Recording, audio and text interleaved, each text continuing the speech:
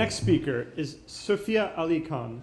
Sofia Ali Khan is a writer and accomplished public interest lawyer who's worked on the right to language access and practice in the areas of welfare law, Medicaid access, immigration, and community development. And she is the author of a new book, A Good Country, My Life in 12 Towns and the Devastating Battle for White America. Please welcome Sofia Ali Khan to the stage. Thank you.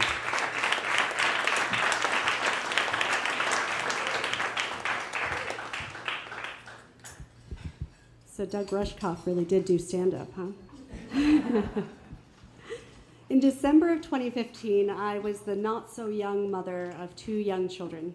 My husband and I had moved back to suburban Bucks County, where I'm from, to be closer to my parents, and we thought we'd live there forever, retire on a couple of rocking chairs overlooking the Delaware. By then, I'd been a social justice lawyer for 15 years.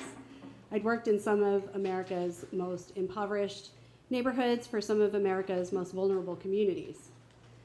I still clung to the idea that the moral arc of America bent towards justice, however gradually. And when President Obama said to hope, I hoped. And then Trump campaigned successfully on banning Muslims like me, on surveilling our neighborhoods, maybe reinstating a registry, and it felt like the moral arc in my corner of America was taking a hard right turn away from justice. So I looked at my kids, and I was stuck on the thought that we were experiencing a remarkable evolution in American racism. Over the preceding 20 years, a time when racism was so indefensible that even racists didn't want to be called racists, Muslim Americans were very effectively being racialized as Muslims. We were being targeted in all the same ways as other racialized groups. Criminalized, deported, investigated, feared, loathed, exotified, and it made me feel like maybe I couldn't raise kids here. So I've spent the last 4 years researching the color lines, the histories of the color lines in 12 American towns that I've lived in, all over the country, to try and figure out what those stories might mean for my own kids. I collected dozens of discrete stories, but I'm going to tell you 3 of them today. They all contain an iconic moment that looks like the advancement of American liberty. Not just the advancement, the revolution of American liberty. But then when you pull back the lens and look at the context, the moment slips away. I call it the Trilogy of Slippery Liberty. So just over a year after I graduated from college, I moved to Charlottesville, Virginia, not too far from Thomas Jefferson's plantation at Monticello. In 1808, Thomas Jefferson was president when the transatlantic slave trade was abolished, and I'd always tied those 2 things together. I'd always thought of the abolition of the transatlantic slave trade as part of Thomas Jefferson's legacy, but also part of his character. It turns out that, and it seemed like a remarkable moment for the expansion of liberty. It was for the world, if not for America. But it turns out Thomas Jefferson wasn't interested in abolishing the slave trade. He was interested in innovating the slave trade. He wanted to make sure he and his Virginia peers were the exclusive suppliers of enslaved people to the new states of an expanding America. He had decided that if he could more effectively, efficiently breed the people he already enslaved, then he could be the front runner of an incredibly lucrative new endeavor. And he was right. Between 1790 and 1860, more than twice as many enslaved people were trafficked, put on trains, marched in coffles, chained neck to neck, trafficked into the Deep South, than ever landed in the ports of the continental United States.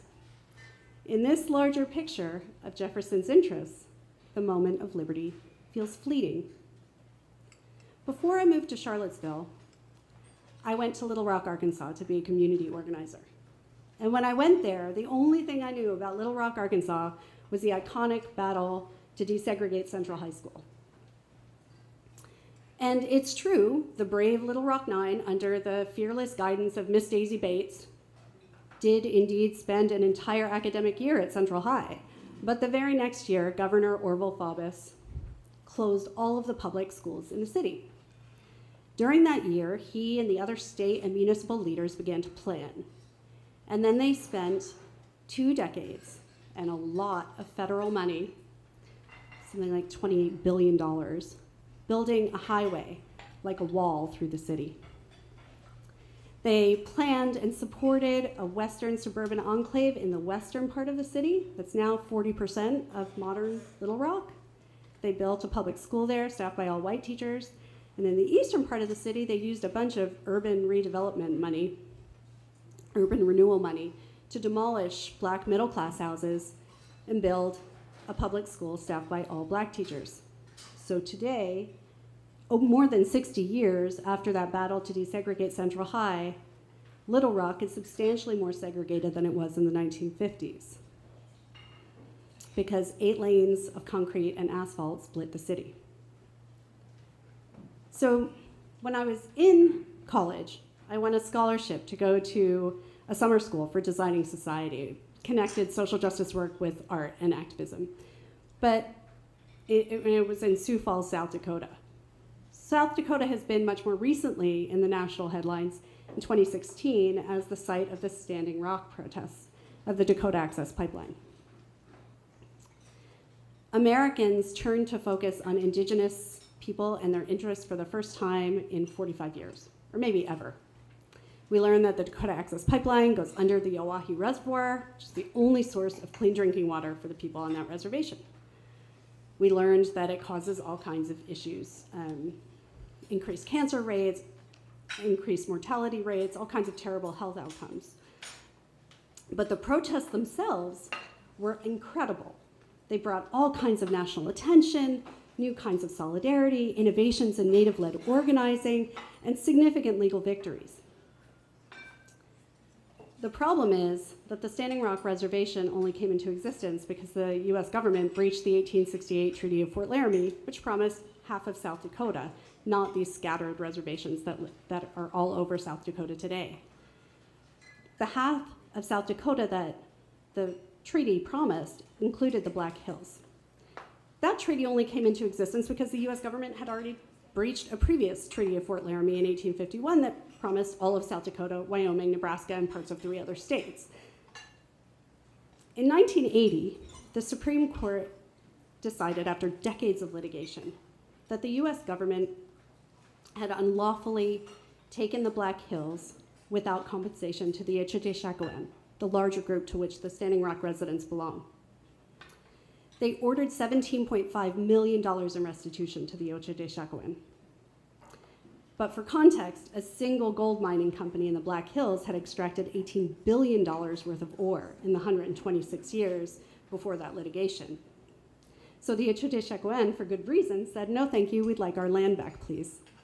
In this context, the protest at Standing Rock seemed like just the latest chapter in a story of evasive liberty.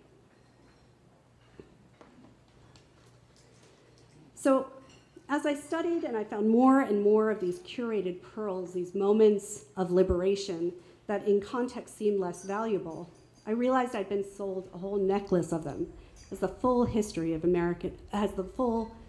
of American history. It was a story I had wanted desperately to believe. It made me feel safe. It made America feel whole and beautiful, until, I'm ashamed to admit, I began to live the reality of being deeply racialized in America, and I watched as my kids, my husband, and my whole community did too.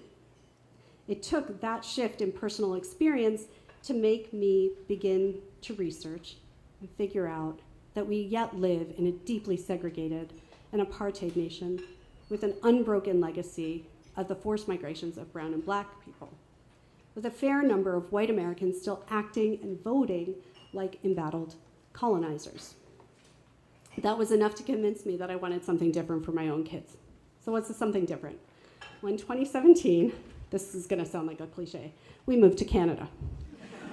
Before we went, we did a little bit of research. If you go onto the Department of Justice website today for Canada, there's a statement that the colonial foundations of the country are not congruent with modern human rights standards, and therefore they have to be re-examined and dismantled. The Department of Justice website contains a statement of intention to decolonize, something that from an American perspective was mind-blowing. In addition, Canada is the only country in the world with a Multiculturalism Act, requiring that everybody receive equal treatment by a government that respects and celebrates diversity. It sounds like not very much, like maybe something fuzzy and sweet. But it's really important that those two things go together, because what it means is that people who don't identify with early British settlers or early French settlers don't have to hide essential parts of themselves, don't have to trade assimilation, which is a lot of the story of both of our countries, in order to receive equal treatment. Canada remains far from utopian. Its Indigenous communities in particular, broadly dispossessed. But these statements of intention, actions, policies of the state government create room to hope. So figuring out what comes after colonization is difficult, complicated work. And chasing these moments of iconic liberty, that's part of the work, but it's also incredibly important that we see the school battles, the book banning battles that are happening all over our country today as the battle to teach and learn what comes after the iconic moment has passed and what leads up to the iconic moment. Because without that full story, it's impossible to have legitimate conversations about important things, about reparations, highways, water, energy. In the end, what matters is whether our government and our institutions, our compatriots and our neighbors are working towards the same vision so that we can achieve moments of liberty that don't slip away.